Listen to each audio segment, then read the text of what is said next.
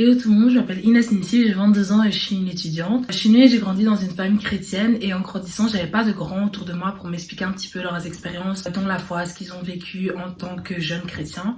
Donc du coup, je me suis dit que ce serait bien de réunir plusieurs personnes et de pouvoir parler de différents sujets qui nous touchent dans la vie de tous les jours et de discuter ensemble des différentes difficultés qu'on aurait pu traverser. Du coup voilà, ceci est être jeune chrétien. En regardant vers l'horizon, je me demande si tu es lointain. Où pourrais-je aller près de toi si ce n'est que par ton chemin? C'est au-delà, au-dessus des monts que j'aperçois mon destin. Les montagnes couvertes par ton nom, je place ma confiance en toi. Donc selon vous, est-ce qu'il faudrait une chose ou une série de choses pour se dire en mode ah mais non je suis prête pour être en couple avec quelqu'un, je suis prête pour envisager d'apprendre à connaître une personne et tout, ou non, ou est-ce que c'est juste on est là. Genre en tant que chrétien ou En tant que chrétien, oui. Tu peux commencer avec Moi, en fait, je suis un peu partagée. Avant, j'étais vraiment blindée sur le fait que, voilà, genre, je dois quand même apprendre à être la meilleure version de moi-même possible avant de pouvoir m'imaginer être, avant de pouvoir imaginer commencer à parler avec quelqu'un. Et je suis de plus en plus dans cette optique que, en mode, genre, même en relation, tu grandis. Et donc, du coup, genre, je pourrais jamais être vraiment la meilleure version de moi-même avant de commencer à être en relation avec quelqu'un. Parce que même quand je serai avec quelqu'un, je vais évoluer, je vais changer. Donc, je suis un peu mitigée maintenant. Je suis plus en mode, genre... Moi, je dirais, sois déjà sûr d'être heureux avec toi-même. En fait, Ouais. quand je veux, encore une fois, une petite dédicace au pasteur Mike Todd, je pense que c'est dans le premier épisode de son enseignement sur les relations, il a dit, c'était avant la personne. Et genre, il y a plein d'embrouilles qui se sont passées, plein de trucs, pardon. Plein de trucs qui se sont passés avant qu'il rencontre, enfin, la création de Ève, concrètement. Genre, il lui a donné un but, il a pourvu dans sa vie, il a donné, je sais pas, un objectif, il a donné plein de trucs. Et après seulement, quelqu'un pour t'aider dans cette route. Et un truc qu'aussi un pasteur disait, c'était que c'est pas normal, genre, pour travailler, on est formé X temps en primaire, X temps en secondaire et X temps à l'université pour les gens qui veulent. Pour, je sais pas moi, pour apprendre à conduire, on est formé X temps et tout. Mais pour le mariage, ça se fait un peu comme ça. Faut aussi des formations pour le mariage. Évidemment, il faut être, comment ça s'appelle, bien avec soi-même. Genre, savoir déjà ce que tu cherches chez l'autre. En fait, quelqu'un m'avait dit, il faut juste être sûr que quelqu'un puisse t'accompagner dans ce que vous voulez. Vous voyez ce que je veux dire? En mode, vous avez tous les deux une vision, elle s'accorde, ok, vous s'accorde plutôt bien, vous pouvez commencer à avancer ensemble. Pas juste parce qu'elle est jolie, enfin c'est pas un critère assez bon, ça va à sa perte si c'est juste ça. Mais si ta question c'était juste, comment ça s'appelle? Quelles sont les choses que je dois avoir avant de me dire ouais je peux être en couple? Déjà moi je dirais être bien avec moi-même, donc être sûr que moi-même ça va. Tu vois, je vais pas commencer à chercher le bonheur chez elle, ça craint. Genre c'est pas ce que la Bible dit. Et celui qui trouve, une femme trouve le bonheur, mais c'est pas en mode chercher une femme pour trouver le bonheur. Vous voyez? C'est genre t'as déjà, et puis tu combles, et puis vous êtes très heureux ensemble. Moi je sais que franchement tant que j'ai pas mon permis pratique, je vais... vous allez pas aller chercher des go en train, comme ça, il y a des retards et des... Non, ça je peux marcher. La marche est bien aussi, hein, vous allez perdre des calories, Michel. Moi, je suis d'accord avec ce qui a été dit, et notamment ce que tu as dit, Inès. C'est vrai que c'est important de se dire qu'on est des êtres en constant progrès, et puis il y a des choses que tu ne pourras que résoudre ou guérir que quand tu seras en couple. En fait, dans cette saison-là, il y a des choses qui vont être révélées, qui peuvent être révélées que dans cette saison-là. Genre, tu peux pas tout anticiper, te préparer sur tous les domaines. Il y a des choses qui vont arriver dans ton couple, dans ton mariage, quand tu seras mère, qui vont révéler des choses sur toi. Moi, je pars toujours du principe que chaque saison, chaque épreuve ou chaque événement, bonne ou mauvaise, nous révèle quelque chose sur nous-mêmes. Et je pense que dans ce processus-là aussi, dans le couple, ce sera pareil. Je pense que ce qui est important aussi, c'est de pouvoir demander au Saint-Esprit d'exposer nos intentions, en fait. Parce que parfois, on aspire à certaines choses, mais nos intentions vraiment sont pas forcément saines. Comme l'a dit Aïlo, il faut quand même se dire que si tu as des attentes, de se dire ok, que ce garçon-là ou cette fille-là va être la guérison des plaies passées, va être le père que j'ai jamais eu, va être l'amour que j'ai jamais reçu, toutes ces intentions qui sont pas forcément mauvaises mais qui sont mal placées, en tout cas mal orientées. Si tu pars avec cette intention-là, tu risques de vraiment tomber de haut parce que la personne en face de toi ne sera pas qualifiée pour résoudre ce type de problème-là. Donc moi je pense qu'une chose importante c'est vraiment de dire que Seigneur, éprouve mes intentions, en fait, révèle-moi quelles sont vraiment mes intentions. C'est vrai que j'aspire à cette chose-là, mais pourquoi est-ce que j'aspire à cette chose-là? Est-ce que c'est parce que je veux un partenaire de vision pour pouvoir avancer dans ma destinée, ou c'est parce que j'ai l'impression d'avoir besoin d'amour, ou je cherche une source au mauvais endroit, en fait. Et donc je pense qu'il y a tellement de choses quand le Seigneur expose les intentions qui t'amènent dans une saison où le Seigneur va dire ok, maintenant moi je vais être la source principale des choses dont tu as besoin, je veux te remplir et que le reste qui arrive dans ta vie, un enfant, un mariage, quand voilà, soit le débordement. Que ce soit pas une source qui te remplit, mais que ça fasse déborder ton vase. Et je pense que c'est une bonne manière de voir aussi, de dire ok, en tout cas moi, quelque chose qui est important, c'est de me dire que mes intentions sont sanctifiées entre guillemets, donc quand je rentre dans le mariage, et aussi avoir une stabilité émotionnelle et spirituelle en rentrant dans Enfin, raccourcir tout ça, je viens de penser au moment où tu parlais, genre quand tu cherches quelqu'un, enfin avant de chercher quelqu'un, ne cherche pas un Dieu, cherche un partenaire, parce que le père que j'ai jamais eu, l'amour qu'on m'a pas donné, plein de trucs, il est là pour ça, qui peut te révéler en toi-même, mais parfois les gens ils croient ça va aller quand j'aurai quelqu'un. Vous savez, ils sont aussi envieux de, je sais pas, voir, parce que aussi les réseaux jouent, hein, voir des couples sur Insta, oh la Saint-Valentin, moi j'ai personne, enfin, il y a pire. Bref, tout ça pour dire, Dieu est là, ne cherche pas un Dieu dans une personne, cherche un partenaire de vie. Oui. Et une petite parenthèse, tu viens de mentionner les couples sur les réseaux sociaux, c'est un truc dont je discutais avec des amis. C'est important de se dire que les couples, en tant que chrétien en tout cas, les couples qu'on va souvent voir sur TikTok et les machins, etc., qui voyagent ensemble, qui font des trucs, etc., il faut aussi se dire qu'ils n'ont pas forcément le même objectif que nous. Et quand un chrétien va se mettre en couple ou quelqu'un va se mettre en couple, il va vouloir faire des trucs tiktokables, et bien on va au spa ensemble, et bien on va en base. Non mais je veux dire, on va aussi vouloir vivre la vie de l'un et on va vouloir faire des choses et on risque de s'exposer à des choses aussi. Il faut dire que ces personnes-là, ils n'ont pas forcément les mêmes objectifs que vous. Leur but c'est pas forcément de se préserver jusqu'au mariage. Leur but c'est pas forcément d'impliquer Dieu d'une manière spécifique dans leur relation. Je dis pas que c'est le cas de tout le monde, hein, mais je veux dire, faut faire attention à ce qu'on regarde, à ce qu'on idéalise, à ce qu'on veut. Parce que quand tu vas te mettre en couple et que tu as envie de faire imiter les TikTok et les Instagrammeurs, et bien on va faire ci, on va faire ça, des machin, on fait des bails incroyables, on risque de s'exposer aussi à des choses et rendre la marche encore plus difficile. Non mais ça risque de rendre la chose un peu plus difficile et on va pas se dire ok, si je fais pas ces choses là alors j'ai pas une vraie relation, j'ai pas un vrai truc parce que nous on va pas faire ci ensemble.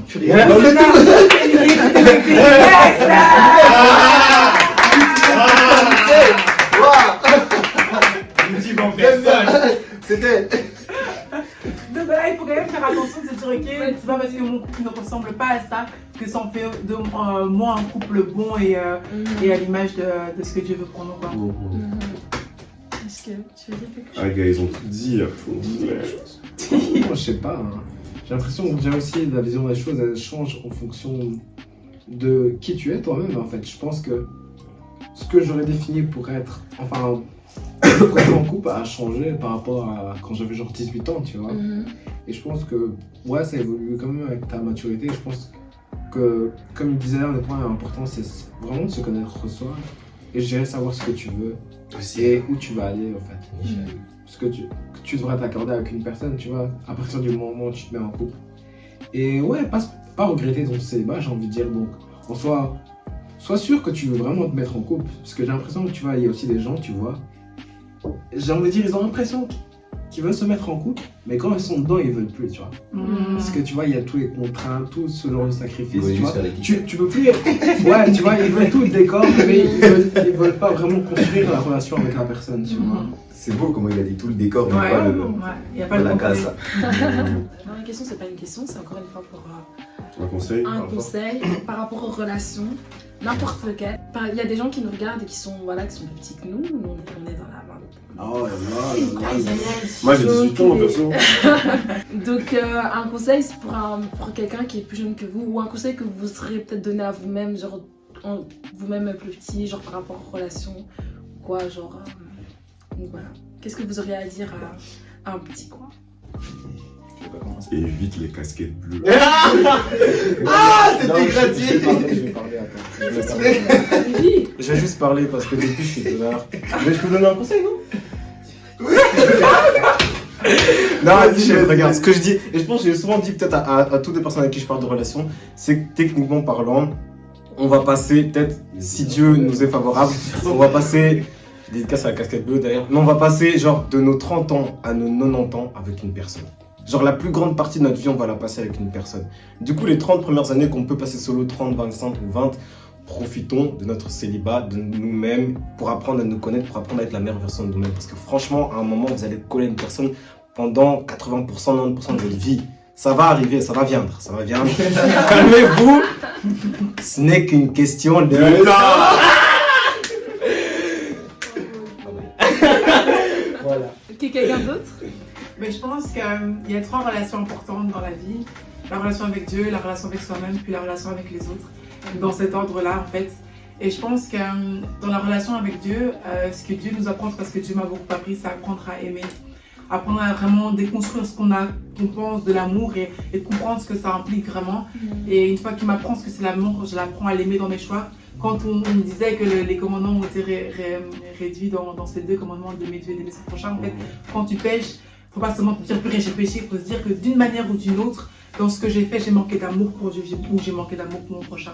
Et donc ça te donne une perspective de comment évoluer, comment continuer à apprendre à aimer Dieu. Et Dieu t'apprend l'amour, donc il t'apprend à t'aimer toi-même en fait. Il y a tellement de choses, quand on arrive, on grandit, on est tellement rempli de bagages, d'expériences, de souffrances aussi, qui nous construisent et qui nous donnent, qui ont souvent des difficultés, qui nous donnent des difficultés à nous aimer nous-mêmes. Et du coup, quand on a du mal à s'aimer nous-mêmes, on a du mal à aimer les autres. Donc c'est comme ça que ces 3 relations sont en relation du coup les unes entre elles. Et donc je pense que de manière générale, je pense que si on apprend à aimer, on apprend à aussi être aimé par Dieu. Parce que c'est une chose de vouloir aimer Dieu, mais c'est aussi une autre d'accepter son amour, même dans les pires moments, même quand tu penses que tu n'en es pas digne. Accepter l'amour de Dieu, c'est nécessaire aussi, parce qu'il y a des personnes dans ta vie qui vont t'aimer même quand tu n'as pas le mérite en fait. Et il y a des personnes qui souvent rentrent dans des relations, que ce soit amoureuses ou amicales, et qui sabotent parce qu'elles ne se sentent pas dignes de l'amour de l'autre. Donc elles vont faire tout ce qu'elles peuvent pour essayer de justifier l'éloignement de l'autre. Et donc ça vient aussi de comment accepter l'amour de Dieu pour pouvoir accepter l'amour des autres, comment aimer Dieu pour pouvoir aussi s'aimer soi-même puis aimer les autres. Donc moi je pense que mon conseil ce serait vraiment de prendre ce temps, d'aller en profondeur pour apprendre à chercher Dieu, apprendre à chercher, à s'aimer dans notre entièreté, physique, âme, esprit, et du coup essayer et être réconcilié avec l'image aussi. Réconcilié avec l'image de Dieu, l'image que tu as de toi-même et l'image que tu as aussi des autres. Voilà. Ah, ok, l'influenceuse. Super. Applaudir magnifique. Moi, je formulerais cette réponse comme si vraiment je me parlais à moi plus jeune. Sache 3 choses. D'où tu viens, qui tu es et où tu vas, où tu veux aller. Parce que tu vas rencontrer des gens, tu vas faire des choses, tu vas apprendre des trucs. Mais à partir du moment où tu sais d'où tu viens, tu sais comprendre aussi. Par exemple, tout à l'heure, on a parlé beaucoup de, je sais pas, addiction, de complexe, de, je sais pas, de comparaison et tout. Quand tu sais d'où tu viens, tu sais d'où ça sort. Par exemple, un truc que je dis beaucoup aux gens qui me posent des questions sur ma musique et tout, c'est que, moi, j'ai pas toujours ce genre de... Souvent, je me comparais à d'autres et donc je me taisais parce que je me disais, ah, ça craint et tout à côté d'eux. Et aujourd'hui, bon, c'est ce que c'est. Mais parce que je sais, par exemple, d'où je viens, je sais qu'aujourd'hui, je vais jamais rabaisser ou blâmer quelqu'un qui vient et qui fait quelques fausses notes et tout. Ça, c'est pour mon parcours à moi. Donc, ça savoir d'où je viens, qui je suis, donc qui je suis avec ce que j'apprends, ce qui ont fait ma mentalité actuelle. Je sais par exemple qu'il y a certains trucs que je fais parce que c'est ma mère, il y a certains trucs que je fais parce que c'est mon père, certains trucs que je fais à cause de mes expériences ici, beaucoup à cause des amis, d'où on parlait de l'entourage tout à l'heure. Il y a trop de liens à cette vidéo. Tout est lié.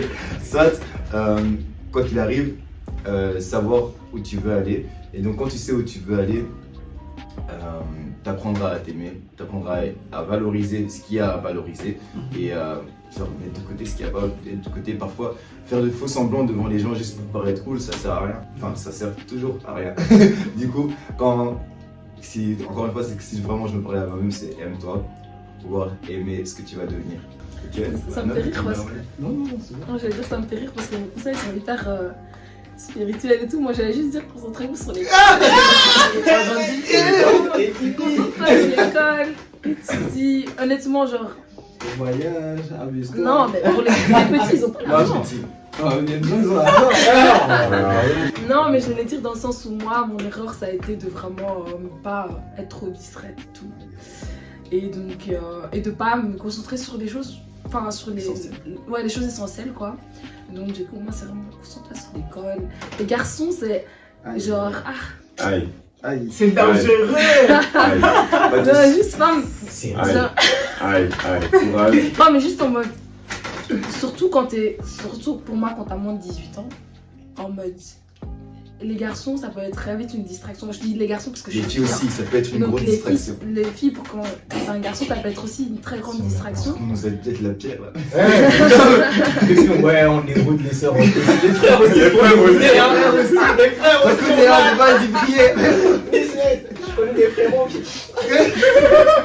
Non, mais ça pour dire, franchement, genre, si t'es en secondaire ou quoi, concentre-toi sur les cours, concentre-toi sur tes devoirs, commence pas à aller chercher tel ou tel garçon, non, ou telle ou telle fille, genre non, concentre-toi sur les cours c'est important. Pour pouvoir prendre ces bonnes décisions-là, il faut aussi pouvoir se connaître et s'aimer. Moi, je sais que personnellement, je suis arrivée à l'université et je me suis précipitée dans des études qui n'étaient pas du tout moi parce que je ne me connaissais pas ou parce que je ne m'aimais pas assez pour faire le choix qui me ressemblait. Donc il faut aller dans cette optique-là, mais avec l'amour de soi. Non, mais en vrai, moi j'allais plus dire, genre, enfin, prends du temps pour toi-même, pour te connaître toi-même. Enfin, je sais que c'est une répétition, mais c'est quand même hyper important. C'est quand même hyper important parce que personnellement, genre, à un moment, j'ai pas pris du temps pour essayer de me connaître et du coup, je faisais rien pendant une certaine période de ma vie où je me disais en fait que j'étais, enfin, le langage bruxellois, mzi. Bizarre. Ouais, Nous, bizarre. c'est bizarre, mais on a compris. Mais du coup, après, genre, j'ai pris du temps en fait pour me connaître moi-même. J'ai découvert en fait des dons et des talents que j'avais et en raison de ça aussi, j'ai pu, enfin, ça a pu en fait bénéficier en fait dans mes relations aussi autour de moi, tout simplement. Et genre, chaque jour, je deviens une meilleure version de moi-même, quoi. Enfin, en gros, c'est juste ce conseil que je pourrais vraiment donner, c'est vraiment, genre, concentrez-vous sur vous-même et travaillez sur vous-même, en fait. C'est pas facile parce que il y a des distractions, les femmes. On n'a pas dit non, hein. Non, moi je dis juste les femmes. Ça me ça va du cœur. Mon frère a été blessé en guerre. Mohem. Du coup, genre, enfin, oui, la famille, tout ce que vous voulez. Enfin, il y a une distraction en fait à gauche, à droite, même les anciens amis, même des projets et tout pour lesquels on a forcé alors que normalement ça ne devrait pas se faire, mais on a quand même forcé. Du coup, concentrez-vous juste sur vous-même et sur ce que vous devez faire et ce que vous êtes en fait, simplement. Moi je dirais simplement ne sois pas pressé d'expérimenter certaines choses, prends ton temps et ça viendra au fur et à mesure. Je pense aussi qu'on se précipite trop, il y a des choses qu'on rate, en général que ce soit spirituel, dans le couple, etc. Partout en fait, quand on se précipite, il y a des choses que tu rateras ou du moins que tu auras mal à, ou tu n'auras pas eu le temps de bien apprendre certaines choses, tu vois. Et l'école de la vie fait en sorte que si tu n'as pas appris une leçon au précédent, tu devras quand même apprendre par après, tu ne pourras pas passer au niveau suivant. Donc prends ton temps et voilà, fais les choses à ton rythme, ne sois pas pressé de voir que ce soit grandir trop vite, soit dans le spirituel, dans les relations. Je voulais que rajouter un truc, ça surtout en cadre de relations et particulièrement aussi relations amoureuses, sortez, c'est très important ce que je veux dire, sortez de la mentalité hollywoodienne. Genre Hollywood, la télé et tout nous montre plein de modèles. C'est pas ça la vie. Tout chacun peut découvrir un couple et puis commencer à avancer avec leur façon de faire. Leur façon de faire, c'est pas les codes d'Hollywood, c'est pas parce que t'as jamais offert de rose que c'est la mort, tu vois, c'est pas. Merci, après c'est romantique, non, c'est romantique. C'est vraiment, mais là, vous êtes gentil. J'ai cité les roses, mais il y a plein de trucs où on se dit, ça se passe pas comme à la télé, donc ça craint. Non, pas forcément. Parfois la télé donne des bonnes choses. Maintenant, toutes les sœurs n'auront plus de roses à cause de toi. Tu vois ce que tu viens de créer parce qu'on Non, mais en vrai, offrez des roses si vous le sentez, j'ai capté. Moi, j'ai juste envie d'ajouter un truc qui n'est pas forcément relié aux relations, mais je l'ai vraiment fortement dans mon cœur. S'il y a des personnes qui nous regardent et qui passent par des moments difficiles à l'école, qui sont peut-être harcelées ou peut-être qui ont des moments difficiles d'adaptation avec les autres en fait, ou qui se sentent pas rejetés, je pense que c'est important de dire que c'est facile à dire comme ça, mais tout finit par passer. Tout finit par passer. Et je sais pas pourquoi j'ai vraiment ça dans le cœur, mais peut-être qu'il y a une personne qui en arrive au point de se dire que ta vie vaut plus la peine d'être vécue et que ta vie s'arrête aux injures que tu reçois à l'école, ou tu te caches dans les toilettes, ou que tu reçois chez toi-même, dans ton foyer, dans les abus, etc. Il y a vraiment beaucoup plus avec, et encore plus avec Christ. Et je pense qu'il faut vraiment se dire que même si tu passes par des moments difficiles et que sur le moment, même quand on est jeune, on a l'impression que c'est la fin du monde et qu'il n'y a plus rien d'autre qui vaut la peine d'être vécu, tout finit toujours par passer, les bonnes et les mauvaises choses. Et ta vie vaut la peine d'être vécue et tu es vu, Dieu te voit, Dieu te connaît et n'abandonne surtout pas. C'est pas le moment d'abandonner, t'es encore jeune, il y a plein de choses à vivre, plein de choses à découvrir. Le Saint-Esprit, il était même pas prêt. Ce qu'il a prévu pour toi, ça va être une dinguerie. Abandonne pas, lâche pas, surtout pas maintenant parce qu'il y a encore beaucoup de choses à faire. Voilà. Tiens, bon. Moi, si je peux rajouter un petit truc aussi, c'est que on est jeunes, genre 14, 15, 16, 17, dans cette tranche d'âge-là, on est souvent genre, sans même se rendre compte, on peut être très dramatique. En mode, dès qu'il va se passer quelque chose dans notre vie, on dirait c'est vraiment là, on va mourir quoi en fait. Alors qu'en fait, c'est normal parce qu'on n'a pas encore vécu cette vie-là, mais il y a tellement de choses après l'adolescence, il y a tellement de choses dans la vie adulte à découvrir et à voir, et tu vas te rendre compte avec du recul qu'en fait tout ça c'était des futilités et que franchement ça va juste passer. Mais comme on est jeune, on est petit, on expérimente pour la première fois, ça peut faire mal et tout, genre on a l'impression qu'on va mourir, mais en fait comme Daniel a dit, genre en mode ça va passer, genre si jamais il y a des trucs qui vont pas, honnêtement, genre ça va passer et avec du recul tu vas dire voilà, j'ai survécu, je suis pas morte. J'ai bien fait de continuer. Ouais, j'ai bien fait de continuer. Et ça veut dire que voilà, genre, je suis capable de passer à travers des difficultés sans mourir. Donc voilà.